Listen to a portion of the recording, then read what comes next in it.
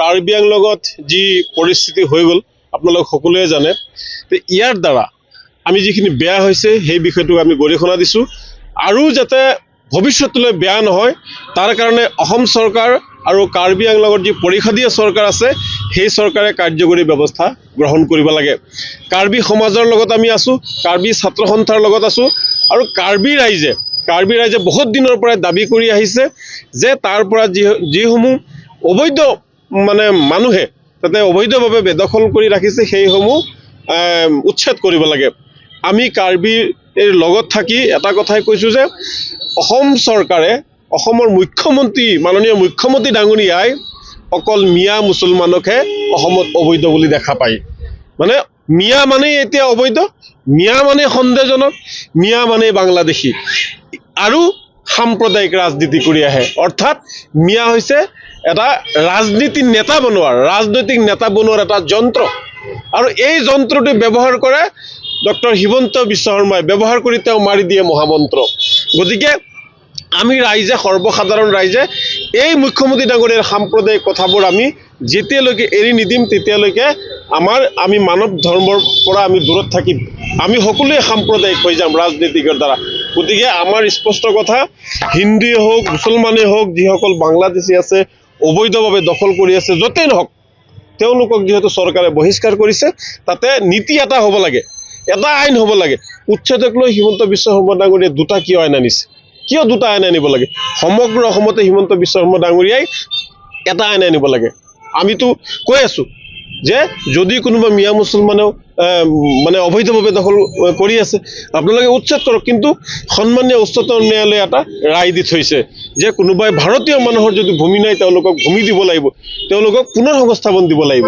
গতিকে এই বিষয়টো সম্পূৰ্ণ হিমন্ত বিশ্ব শৰ্মা ডাঙৰীয়াই সাম্প্ৰদায়িকভাৱে লৈছে। আৰু শেহতীয়াকৈ চাওক, নলবাৰীত আজি যোৱাকালি পবিত্ৰ বৰদিন আছিলে। আজি আমাৰ খ্ৰীষ্টান ভাই ভনী মা দেউতাসকলক কিছুমান সাম্প্ৰদায়িক নেতা, তেওঁলোক বোলে বিশ্ব হিন্দু পৰিষদৰ বজৰং দলৰ জয় শ্ৰীৰাম ধ্বনি দিছে। শ্ৰীৰামে কৈছে নেকি যে তোমালোকে কাৰোবাৰ ধৰ্মত গৈ আঘাত হানা, মুছলমান ধৰ্মক আঘাত হানা, মাজাৰ ভাঙি দিয়া?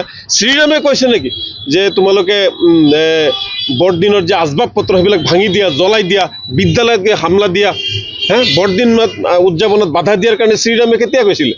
কেতিয়াতো কোৱা নাই। তেওঁলোকে শ্ৰীৰামৰ নামটো কিয় বদনামী কৰি আছে? শ্ৰীৰামক আমি সন্মান কৰোঁ।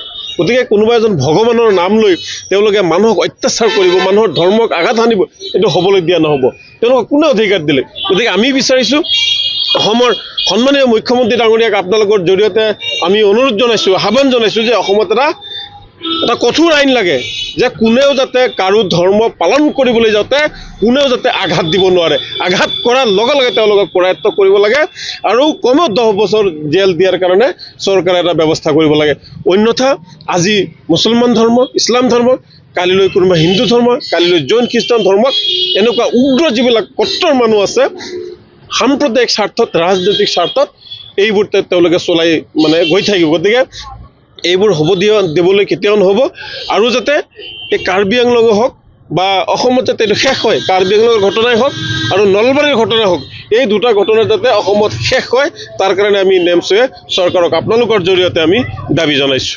হত্যা সি বাংলাদেশতে হওক, সি ভাৰততে হওক, সি আৰু ক'ৰবাত হওক, গতিকে অসমত বা ভাৰতবৰ্ষত বা পাকিস্তানত মানুহ হত্যাটো আমি ক'তো নিবিচাৰোঁ।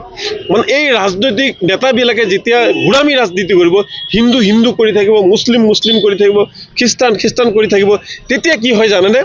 এটা মৌলবাদী শক্তিয়ে গা কৰি উঠে আৰু বাংলাদেশত এতিয়া মৌলবাদী শক্তিয়ে গা কৰি উঠিছে। গতিকে আমি হিন্দু মুছলিম কৰি থাকিব নালাগে। এইবিলাক অত্যাচাৰবিলাক আমি বিৰোধ কৰিব লাগে। আমি গৰিহণা দিছোঁ, আমি ধিক্কাৰ দিছোঁ বাংলাদেশ চৰকাৰক, এনেকুৱা এইবোৰ কৰিব নাপায়। আজি এই বিষয়বোৰ বস্তুৰ দ্বাৰা আমি যদি এটা বস্তু চালি জাৰি চাওঁ তেতিয়া আমি দেখিছোঁ যে কোনো সনাতন ধৰ্ম বিপদত নাই, কোনো ইছলাম ধৰ্ম বিপদত নাই, বিপদত পৰিছে এতিয়া মানৱ ধৰ্ম। আমি যেন মানুহবিলাকে মানুহ যে অন্য এজন মানুহ সেই বস্তুটো যেন আমি পাহৰি গৈছোঁ বৰ্তমান বিশ্বত যেন মানৱ ধৰ্ম সংকটত পৰিছে আৰু ইয়াৰ কাৰণে জগৰীয়া কিন্তু সাম্প্ৰদায়িক সুবিধাবাদ দি ৰাজনৈতিক নেতাহে গতিকে এইবোৰ বন্ধ হ'ব লাগে বাংলাদেশকো আমি সকীয়াই দিছোঁ যে এনেকুৱা ধৰণৰ মানুহ হত্যা বন্ধ কৰিব লাগে সি হিন্দুই হওক সি মুছলমানেই হওক মানে মানুহক হত্যা কৰিব নালাগে বাংলাদেশৰ কিছুমান উগ্ৰবাদীয়ে তেওঁলোক সংখ্যালঘু হোৱাৰ কাৰণে হিন্দুসকল হিন্দু হোৱাৰ কাৰণে তেওঁলোকে তাতে অত্যাচাৰ চলাইছে গতিকে ভাৰতবৰ্ষতো সংখ্যালঘুসকলক অত্যাচাৰ চলাব নালাগে আমেৰিকাতো সংখ্যালঘুসকলক অত্যাচাৰ চলাব নালাগে বা বাংলাদেশতো চলাব নালাগে মানুহ সংখ্যালঘুসকলো মানুহ হয় তেওঁলোকক সমান অধিকাৰ দিব লাগে সমান উন্নতি কৰিব লাগে আৰু সমান নিৰাপত্তা প্ৰদানৰ দায়িত্ব কিন্তু নিৰ্বাচিত চৰকাৰৰ যিকোনো খবৰৰ বাবে যোগাযোগ কৰক আমাৰ এই নম্বৰত 9181 307 2221